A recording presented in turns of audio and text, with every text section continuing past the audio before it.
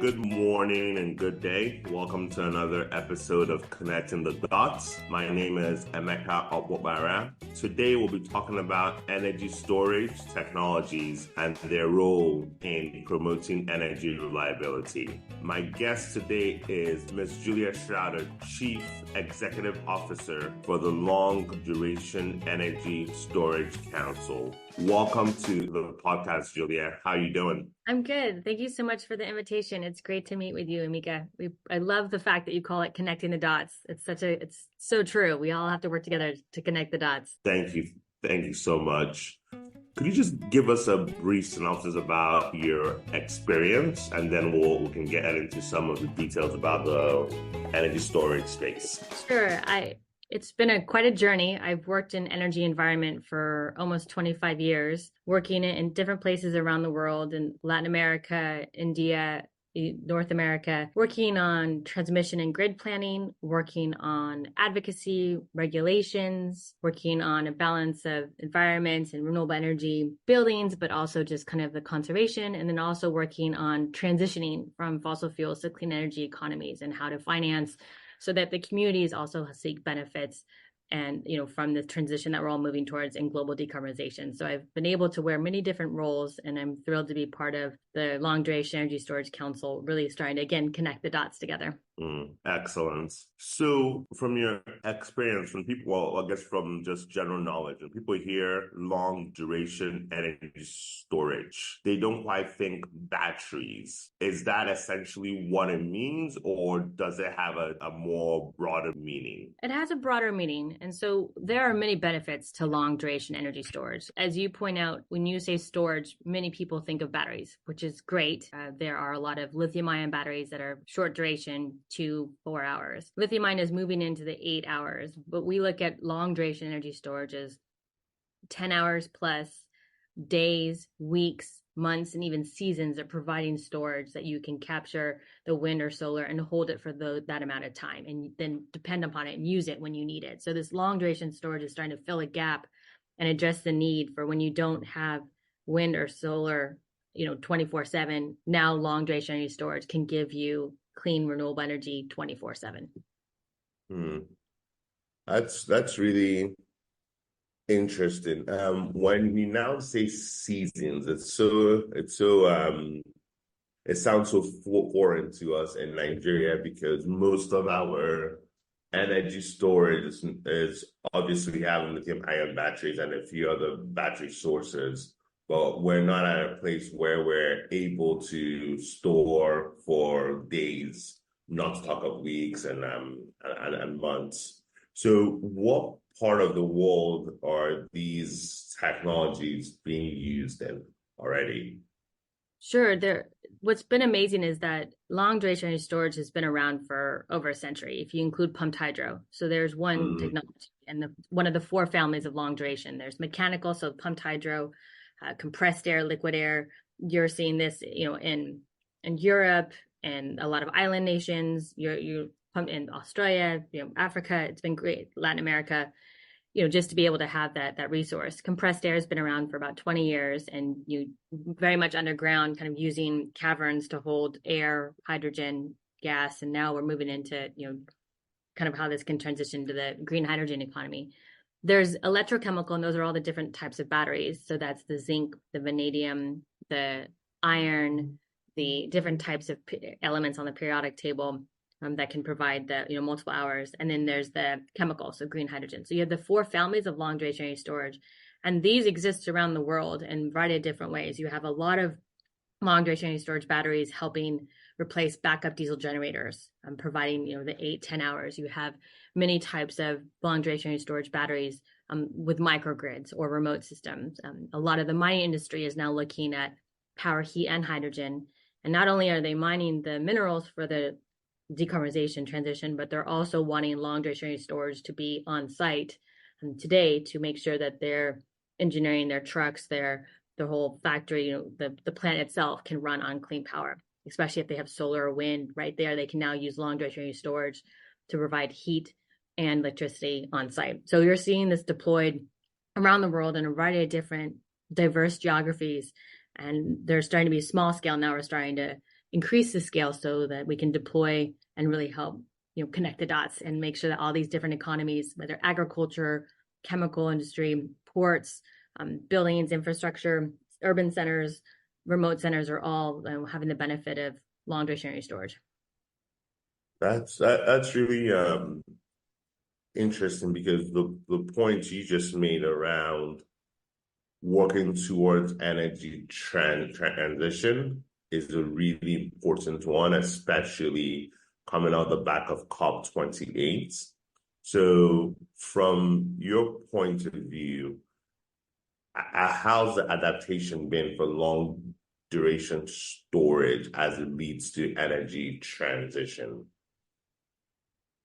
And thanks, Mika, for bringing up COP28, because there were so many great announcements that occurred in addition to the wind announcement with Nigeria, to really bring in more of the wind economy to meet the 2030 goals of 36% renewables by, in less than 7 years. So these announcements really bring the right market signals to promote the value out of renewable energy, and then the essential need for long duration energy storage to make sure that the economics and the benefits work. Not only are you decreasing emissions and getting health savings, but you're also getting cost savings. We've done studies where you bring long duration energy storage in and you can have $540 billion a year in savings because of either deferment of infrastructure, of reducing congestion, reducing load shedding, being able just to provide a lot more local benefits. So at COP28, when a lot of the work was occurring to push a tripling of renewables target, the long duration energy storage is a founding member of the Global Renewables Alliance. And we worked with our partners in solar and wind, geothermal, pumped hydro, green hydrogen, and long duration energy storage to show that the clean energy industry is working together, that we really need all of these facets to make each economy of every country work. And so the success of the Tripling Renewables campaign to have 11,000 megawatts of renewable energy by 2030 is matched with the need for storage. And it was the first time ever storage was brought into the UN Compact as an essential tool to help in decarbonization. Interesting. Okay. When I look at in the West Africa region, there's a few renewable energy projects here and there, at least at a larger scale. But I think even in Nigeria specifically, we haven't been able to get variable renewable energy on the grid for different reasons that go down to grid stability and the financing and a number of other issues. I remember back in 2015, 2016, an idea was talked about bringing batteries to stabilize the grid as a way to introduce these products. But what that idea seemed so out of this world 8 years ago, 9 years ago, but now it looks like it's currently happening all over the globe. So could you share some examples around how batteries could be used to stabilize the grid? Sure. So what we've noticed in the last 9-10 years, costs have come down dramatically. So it's been even a faster drop in savings. Like solar took 10 years to drop in prices. Storage, it's taken 5 years to drop in prices. So the drop in prices and the diversity of options for different types of battery systems that you can deploy now have really helped increase the different options that different communities are using. So in Europe, they're using different systems, thermal energy systems or different batteries for agriculture, for food processing. We're seeing in Australia deployment of batteries to be paired with pumped hydro to help in additional flexibility needs. We're seeing batteries deployed in very remote centers with a lot of Native American tribes in the United States to really help with their local infrastructure, where they can't afford to add transmission lines, but they can bring in local batteries to help a community center be powered. We've seen batteries in many island nations, as I said earlier, replacing backup diesel generators, and also being paired with local solar and local wind to provide, instead of 2 hours, 8 hours of renewable energy. So we are seeing a wide range of batteries being deployed in the global north and global south, all over the world, really starting to fill in the gaps. And just in the last couple of years, we've seen an increase in deployment, over 3 gigawatts of storage in a variety of different areas. And so this has been really exciting just to see this, and 300 gigawatts of storage being deployed. So the more solar the more storage that's deployed, again, the lower costs come down. And There isn't Mm-hmm. there isn't such a big issue with the supply chains with long duration energy storage because there's so many parts of every economy that long duration storage can play into. And so again, the diversity of long duration, you have low costs, and then you can really kind of be able to adapt to the different geographies and temperatures, whether it's extremely hot, droughts, heat. You again have the very simple components of these batteries that don't catch on fire, that can that last 20 years. Again, these are long duration energy storage batteries that have a much more simpler infrastructure. That's a really interesting point because you're not looking to generate the energy. You're literally putting the energy down and it's being used rather than a process of trying to generate and fuel source and all of that. So that's one thing here in West Africa that we have that issue of just access to energy. And this looks like something that we should jump on and we should really get with really quickly. But I worry about the policy and the regulation aspects of things like this, of technology like this. Just from your experience in your role, what are some governments doing around regulatory policies to really drive this sector? Because I feel that if some countries don't pay attention, you could get into a place where the standards would not be met, and then you'll have some really catastrophic issues with batteries that are not functional.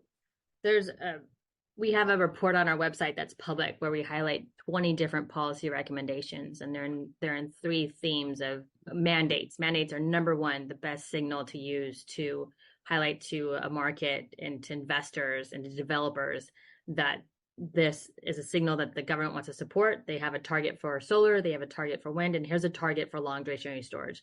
There are now, I think, 12 countries that have long duration energy storage targets and have already seen increased savings and with deployment of long duration energy storage in the marketplace. So having a mandate or a target for long duration energy storage is a great tool. This incentivizes public and private partnerships. We've been working with the World Bank, we've been working with Africa Development Bank on giving additional funding to continue lower costs for various communities. So again, having the private community work with the public community on really helping ensure that you can deploy as many long duration storage projects as possible is very helpful. And then we've been working with the Global Renewables Alliance and other partners, any way to help coordinate the permitting siting process, having parallel pathways, or even just when you're going to build a solar and wind farm, build long duration storage right there with it. It just helps on timing, savings, and costs. That coordinated effort and effectiveness is very efficient. And then, bringing utilities into discussions early. There's a lot of utilities that look at long-term planning. How can we really look at today and also plan for tomorrow with long duration energy storage? So again, the right incentives for congestion management, for remote systems, distribution networks, transmission networks, and even off-grid networks can all be coordinated in a more inclusive way with improved tools and communication. That's one of the things the Nigerian power sector struggles with around getting the right policies and the governance in place. So in other countries, who normally regulates the sector? Does it really boil down to the Ministry of Energy, or what part of the government bodies regulate the sector? Great question. It depends on the country. So if you're looking at Europe, you have the European Union sets targets, and then each country has their opportunity to set specific targets, and they have their regulatory bodies inside. Whether they have a Minister of Energy or Minister of Electricity, how they coordinate, and then whether they have provinces or states, how they work with local jurisdictions.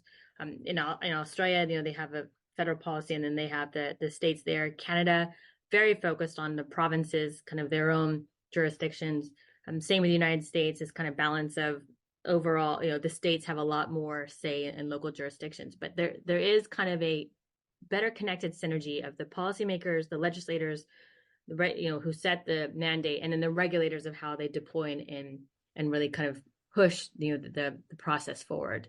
And I think this coordination, this more stronger linkage of what needs to be done, has been helping expedite the process.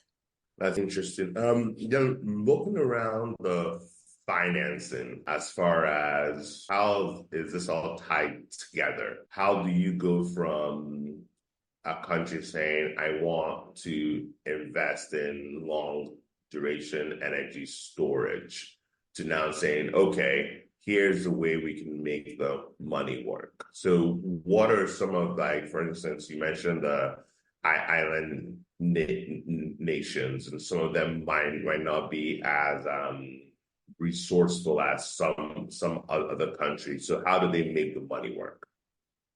Great question. So those public-private partnerships are key. Having the World Bank continue to support various demonstration and larger projects for various island nations has been helpful, kind of doing match funding.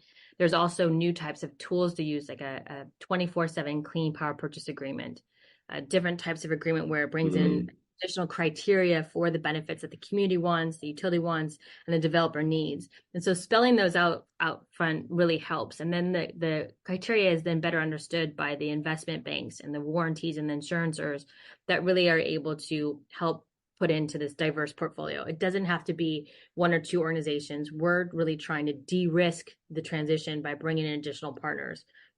Chile is a great example of the government setting a long duration energy storage target and then providing funding to help push the marketplace with matching of private funds. And so it was kind of this package deal that also really helped, promote long duration energy storage to really achieve the savings quicker. I mean, they were having hundreds of thousands, millions of Chilean dollars being wasted because they were curtailing so much solar and wind, and they just needed to stop that and really bring in long duration energy storage to help bring the savings and that the customers really have the benefits. And so being able to clearly articulate that they wanted these mandates, they wanted public-private financing, they wanted to show that there would be certain market structures to really help long duration energy storage perform in the marketplace and reap the benefits, and then also, different, again, public-private partnerships where they could even scale larger projects. So we've been really working with the African Development Bank and the World Bank on what are additional tools can various countries use to deploy long duration energy storage, what are different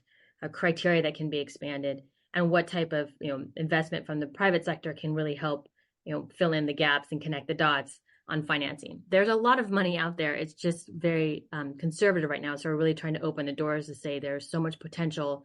There's a secure market here that can really provide a lot of benefits if you start investing.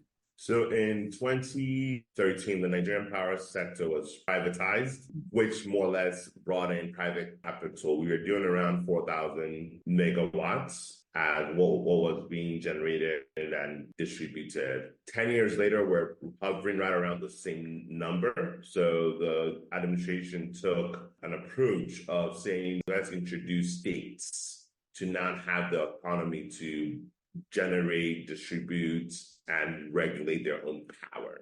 So that happened about 6 months ago. So now states have the authority to take care of the entire value chain. So from a point of view of pragmatic administration from a state level, what sorts of enabling environment would your council need to see to work with a state in order to improve and in order to bring in the technology for more power supply in their state?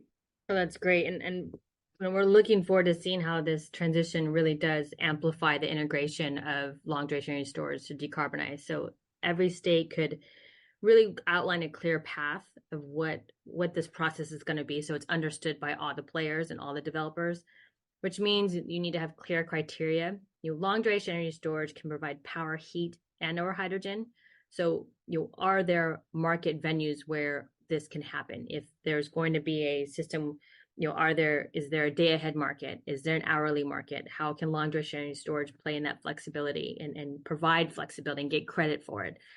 With those clear signals articulated, then it really helps show the access points for long duration energy storage. That will be really clear, very, very helpful, and could also be an example for the rest of the world to follow, with a very clearly articulated process.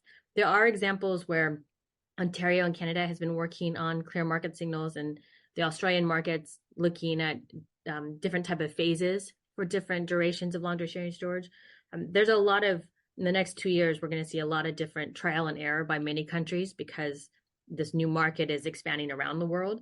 And so I think, being able to be a little flexible, but really being as clear on the criteria and the needs that each state really needs for their geography and their customers is going to be important, because there are so many diverse technologies and products that long duration energy storage can provide. Having that diversity and the choices would be really empowering for the state. So making sure that they know what they need and how to spell it out, where the access points are for the developers, if there's additional financing or funding, what kind of incentives are in play, and how much more benefit can the developer bring to the community with these different criteria outlined. Excellent. So, for instance, one of the states that we're currently doing their integrated resource plan, they're looking to bring in technology that would power industrial clusters. And one of the ideas we proposed is a long duration storage, right? So you bring in a battery, put it down for a few weeks, and then a battery swap, essentially. As part of your council, do you have people who focus on this type of technology? And is there potential scope or potential interest in working in the region? If so, is it something that your team would be willing to connect with potential states that are interested in this type of project? Great questions, Emike. And let me drop through this. So we would love to work with any partners that are interested in how we can collaborate. The mission of our nonprofit global organization is to expand the $4 trillion marketplace to reach the 8 terawatts of long duration energy storage that's needed. And so any government that's looking for additional information or assistance, we would be more than happy to partner with. And we have no favorite child in this. We want to just show that there are many options available. And so to your point of what different types of batteries, we have a very diverse group of, long duration energy storage technologies that don't need to be replaced annually. These are assets that last decades. And so that's another benefit, is that there's cost savings there. And so there could be, additional learnings and kind of experience built with OpEx and CapEx, but at the same time, you're getting to understand how this can really benefit your system over a long period of time. Most of these projects and companies are really working hard on 100% sustainability goals. They're working on, not just their own zero emissions, but how they are helping with the value chain and their own net zero emission products. So, they're already getting the recyclability in them. And I think it's, again, part of that criteria that comes in the different procurement elements that can just be better articulated. So yes, we'd be more than willing and very excited to work with various governments, have questions, and we can kind of really, give them different examples from around the world, different case studies and products, and then also help them, create what works best for them for their local needs.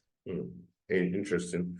Looking at the fact of the cost saving that you talked through a few times, how does the power from battery storage compare cost when you compare it to solar and to maybe wind? I guess maybe even if you then get more granular and then look at what the grid costs, is there a cost comparison for the technology? We do benchmarking, and we're actually working right now on updated benchmarking numbers that we will be sharing in our annual report later this year, but we'll be giving some graphs on some cost differences, because there is a cost difference to the thermal energy storage and the mechanical and even the batteries, the electrochemical, because of the durations that they offer and what they're using. Most of these minerals are very inexpensive. They're environmentally safe. So you're getting and you're using very, very inexpensive materials that really help lower your costs. The land costs, most of these, other than pumped hydro, are very small footprints. So you don't have to purchase large amounts of land. That's, there's a lot of efficiency in this, and you can stack the batteries. You can go underground for compressed air. You can even going underground for mechanical. There's so many different options, again, that provide you that flexibility. And the deferment of new infrastructure, transmission lines, distribution lines, they're all really important and we need them, but it takes a while to build them, and you can build long duration energy storage in a very short amount of time, 1-2 years, depending on the type of product that you want. And you are deferring other costs for infrastructure as you're doing this. So parallel pathways, again, of planning and siting. And so that's saving a lot of costs for transmission and distribution deferment. you're also getting cost savings because of the congestion management. You don't have to really, load shed. And, as we're experiencing in South Africa here, you can really have that very cheap, inexpensive solar and wind that's powering your storage. So it's also, like free electricity. It's just really paying for the wires, the local kind of how you bring it back on the system. So you don't have a ton of costs that really add. It's more just, what are the costs to access the marketplace? Interesting. The number we hear in Nigeria for generation of, let's say, a thermal setup is around $1.5 million US per megawatt, as far as that's what it would cost to build. Okay, to build, because because when you bring on long duration energy storage on the power side, and these are even some of our numbers from 2 years ago. So this is going to even improve today. But when you have a 60% integration of renewable energy, you get less than $100 a megawatt hour. We're seeing even some of the thermal energy storage half that. So $50 a megawatt hour. Yeah. So this is, and even some of the different technologies are coming down really, really fast. So with this and with the different incentives, like what's happening in Europe with the electricity market design, in the United States with their Inflation Reduction Act, there's a 30% tax credit for storage. And so that's also helping bring down costs, which is also helping the global marketplace. So this is all, kind of having a rippling effect that has become very beneficial. But yes, costs are coming down. This is not as expensive as everyone thinks it is. We're debunking the myth. Excellent. So just a couple more points around technology for the issues that could arise from new technology. Any real salient issues that long duration storage that you've seen, and what could be done to prevent those? I've seen more of the positives. What's been fascinating is that a lot of these technologies have been around for decades. Now is the time to really bring them to fruition. It's very simple chemical reactions, very simple mechanical aspects, very, heating up bricks and then cooling them back down. And just very simple things that now we've been able, with technology and advancements, to be much more efficient. So, we can look at the different types of thermal heat, the sensible, the latent, and thermochemical, and so that there's different options of heating bricks, volcanic rocks, sand, recycled aluminum, cement, again, low cost materials to be able to really transition this. We were able to again access a lot of the mines that are not, providing hurtful chemicals. These are all very accessible, very friendly environmentally chemicals that we can bring into the batteries. Where there's even carbon batteries. There's different ways to do hydrogen. We're looking at even holding carbon in domes. There's and even kind of a combination, whether it's a flow battery or an air battery or even a static battery. Like there's so much that's available that is not really new. It's just really advancing the technologies. And even looking at some, pumped hydro that's all underground that only needs 50 meters to push an environmentally friendly, very dense liquid back and forth. We're really finding out about a lot of different options. And what the council really highlights is that we're not just the 4 families of long duration energy storage, we're also the entire ecosystem. So we have companies that are the equipment manufacturers, we have the developers, the utilities, the customers, the data centers. They're all part of the ecosystem because they know how important long duration energy storage is, and they want to see this market succeed and continue to bring down costs, because this is such an essential part to decarbonization. You cannot reach 1.5 degrees Celsius targets, just with wind and solar. You've got to have long duration energy storage there so that you can use the wind and solar whenever you need it. And so that's why this partnership is so essential, because that, we're really connecting the dots. We're finding those links and filling in the gaps of where long duration energy storage provides that renewable energy 24/7. That's great. Speaking of connecting the dots, I had Jonas, the head of the Green Hydrogen Council, a few weeks ago on the podcast. And when people from the standard mindsets, the green hydrogen, long duration batteries seems like something that's so futuristic, right? So could you help in connecting the dots as far as what that perfect value chain would be with green hydrogen, batteries, and solar and wind? Just, I guess, this kind of sits back into your chair as the head of GRA. Sure. So we're really excited about this partnership, and green hydrogen is also long duration energy storage. So there's an additional synergy with the Green Hydrogen Organization. Hydrogen can be stored in compressed gas, liquid form, and bonded in other substances. And then, after the conversion, you can feed the power back into the grid or store it for excess use. So it's great that green hydrogen has this flexibility to, sell the produced chemicals into transportation or industrial uses or any other aspects. So we have members that are using hydrogen in different tanks for local home use for very small scale, and then we also have ones that are using larger batteries that are hydrogen electrolyzers for larger systems, for backup centers, for just again for that diversity. But we're able today, it's already deployed, use green hydrogen because the fuel source to make the hydrogen is coming from solar or wind, and that's not coming from gas or fossil fuels. It can easily be produced in a very clean and efficient way and cost savings way to make the green hydrogen. So the fact that we can have the solar and wind provide the power to generate the hydrogen, and then we can store the hydrogen and use it later on is a fantastic cyclical benefit for communities. That's really interesting because one thing that the grid here lacks is that ability to store. It's power on, power off, and this really helps in that process. What are some of are there countries currently in Africa that are using the long duration energy storage technology? And if not, what would be some of the advice you would give to get some of these countries start thinking through this? Here in South Africa, we do have members that are already deployed, helping mainly off grid. So they're paired with onshore wind and providing the services for multiple hours of clean power so that the agricultural farm can produce when it needs to produce. We have another one that's actually starting to work on connecting to the grid once they continue to start to actually building the product. They're working on making sure all the financing is there. So really having strong signals from the government and continuity is really helpful to the regulatory market. Bringing in global partners, local partners, that kind of synergy is really critical.